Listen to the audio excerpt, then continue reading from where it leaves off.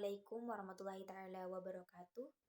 Kepada yang terhormat dosen pengampu kami yaitu Atar Zaironi.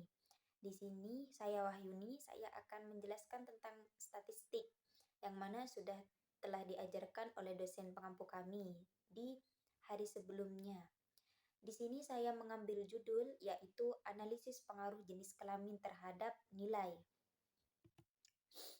Nah, alasan pengambilan judul ini, penelitian ini dilakukan untuk mengetahui apakah ada perbedaan antara jenis kelamin mempengaruhi nilai, karena di sekolah ini berbasis pesantren. Jadi, kelas antara laki-laki dan perempuan itu dipisah. Dan alasan lain mengapa saya ambil judul ini, karena memang saya mengabdi di pondok pesantren tersebut.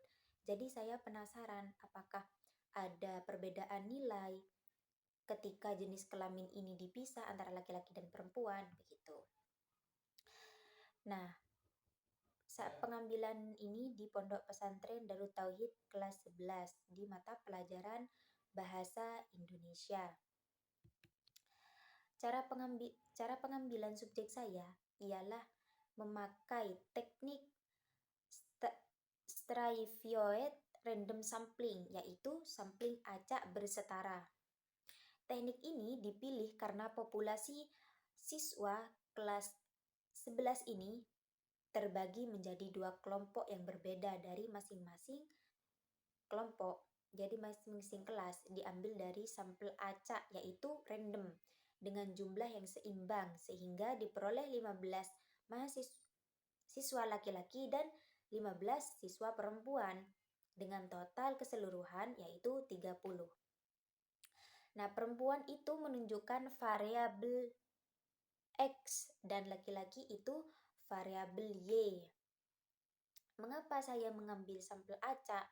Karena di sini terlalu banyak muridnya, jadi saya mengambil 15 saja, yang mana saya mengambil agar seimbang keduanya 15 dan 15. Lalu di sini ada dokumentasi bersama laki-laki itu waktu sekolah, karena memang saya sebenarnya tidak diperbolehkan untuk berfoto dengan laki-laki, tapi karena ini tugas jadi diperbolehkan. Ini waktu dokumentasi bersama perempuan waktu ada acara, jadi tidak memakai seragam. Dan sebelah itu adalah foto bersama wali kelas. Dan mungkin di situ tampak akrab ya, karena memang seumuran dengan saya. Lalu di sini sebelum masuk ke inti, kita menguji analisis itu dengan uji normalitas terlebih dahulu. Ini saya sudah hasil dari SPSS. Nah, hasil analisis SIG P sebesar 200. Karena P 0,05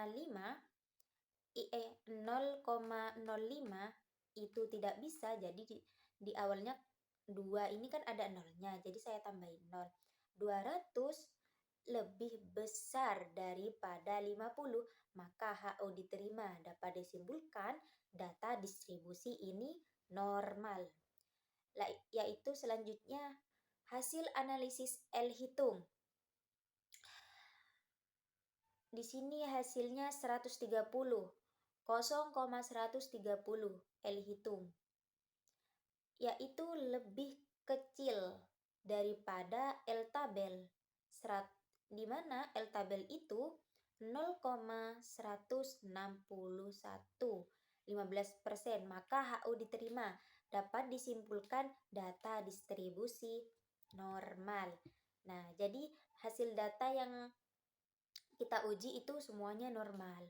Ini gambar grafik-grafiknya yang saya ambil dari SPSS. Nah, setelah saya mencari apa sih uji yang cocok untuk penelitian saya, ternyata yang cocok itu uji T, uji homogenitas. Nah, di sini kita sudah dapat melihat melalui SPSS yang sudah saya kerjakan di sini. Yang pertama saya akan menjelaskan tentang uji asumsi homogenitasnya. Di sini saya mengambil 0,05. Nah, hasilnya punya saya itu ialah 0,1,140, yang mana itu lebih besar daripada 0,5, jelas. Jadi, disimpulkan bahwa kedua data itu homogen. Kita melihat uji asumsi homogenitas dari analisis F hitung. Nah, hasil dari F hitung itu 2,304 dengan DF 15 dikurangi 1, jadi 14. Tapi ketika kita melihat F tabelnya itu tidak ada angka 14, jadi saya bulatkan menjadi 15. Dan hasilnya 2,40. Begitu. Karena kita bulatkan jadi 2,304 itu lebih kecil daripada F tabel, yaitu 2,40. Dan 2,40 ini hasil F tabel yang saya lihat di tabel-tabel sebelumnya yang sudah dipelajari.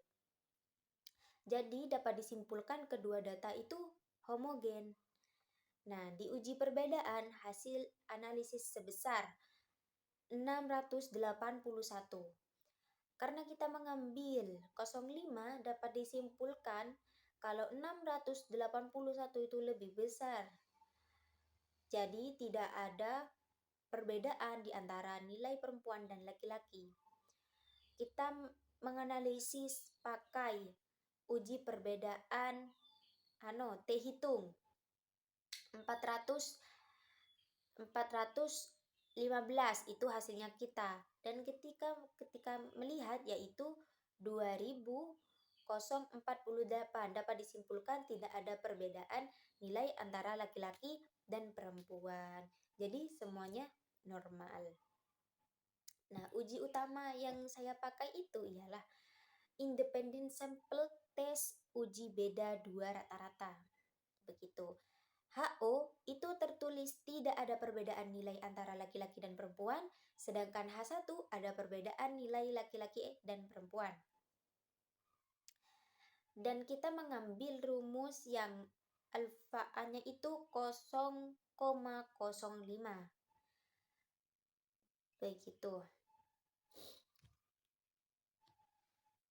HO diterima jika si 05 atau T hitung atau T tabel itu diterima.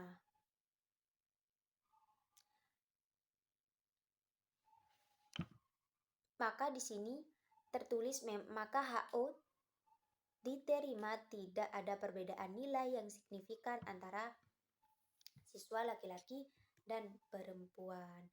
Dapat kesimpulannya. Berdasarkan analisis data yang telah dilakukan terhadap 30 siswa kelas 11, dapat disimpulkan ada beberapa hal.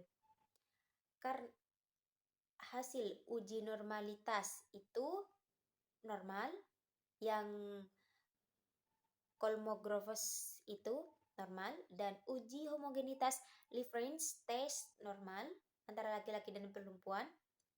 Uji beda independent sample test menunjukkan nilai yang signifikan dengan besar, tidak menunjukkan perbedaan secara statistik. Ini secara statistik mengukur dari nilai siswa yang sudah diambil. Nah, dengan demikian dapat disimpulkan bahwa jenis kelamin tidak berpengaruh secara signifikan terhadap nilai mata pembelajaran Bahasa Indonesia pada kelas 11 di Pondok Pesantren Darut Tauhid. Perbedaan rata-rata nilai ini yang tampak di antara kedua kelompok lebih disebabkan oleh faktor individu seperti minat, motivasi, dan belajar daripada faktor jenis kelamin itu sendiri. Jadi, jenis kelamin itu tidak berpengaruh ya teman-teman, karena memang berpengaruh dari individunya sendiri. Saran untuk sekolah, mengingat jenis kelamin tidak terbukti berpengaruh terhadap nilai, Guru dan sekolah sebaiknya lebih memfokuskan upaya pada peningkatan motivasi belajar siswa secara merata, baik laki-laki ataupun perempuan.